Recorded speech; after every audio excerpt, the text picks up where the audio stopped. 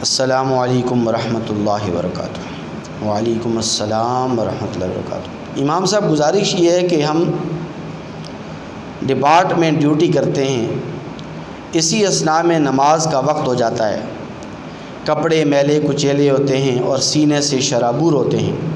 اور بسا اوقات کپڑوں پر کاٹن بھی لگی ہوتی ہے، تو کیا ہم ایسے کپڑوں میں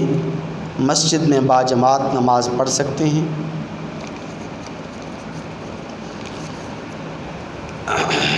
دیکھیے، سب سے پہلی اور بنیادی بات یہ ہے کہ ایسے لباس میں اور ایسے کپڑوں میں نماز پڑھنا کہ جس لباس اور کپڑوں میں آپ عام مجمع میں نہیں جا سکتے،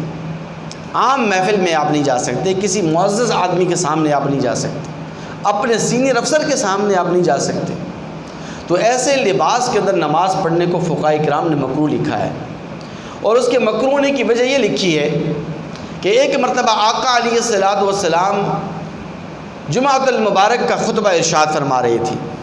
تو آقا علیہ الصلوۃ والسلام نے دیکھا کہ صحابہ کرام مسجد کے اندر کثیر تعداد کے اندر بیٹھے ہوئے ہیں،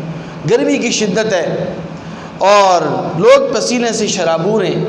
اسی اثناء کے اندر پسینے کی تعفن اتنا پھیل گیا، اس کی بو اتنی پھیل گئی کہ لوگ تنگی محسوس کرنے لگے،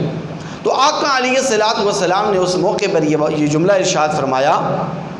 کہ اے میرے صحابہ، اے میرے یارو، اے میرے جان نثارو، اے میرے وفا شیارو، جب بھی مسجد میں آؤ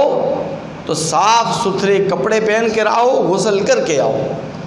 تو اس حدیث مبارکہ کی روشنی کے اندر علماء کرام نے لکھا ہے کہ اگر کسی آدمی کے پاس صاف ستھرے کپڑے موجود ہیں اور صاف ستھرے کپڑے ہونے کے باوجود اگر وہ میلے کچیلے کپڑوں میں نماز پڑھتا ہے تو اس کی نماز مکروہ ہوتی ہے۔ لیکن اگر کسی آدمی کے پاس کپڑے نہیں ہیں، صاف ستھرے کپڑے نہیں ہیں، بامر مجبوری وہ میلے کچیلے کپڑوں میں نماز پڑھتا ہے، پسینے سے شرابور لباس میں وہ نماز پڑھتا ہے، تو بہرحال اس کی نماز ہو جاتی ہے، نماز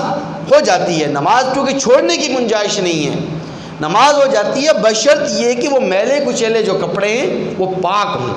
ناپاک نہ ہوں، ان کے اوپر ظاہری طور پر کوئی نجاست نہ لگی ہو۔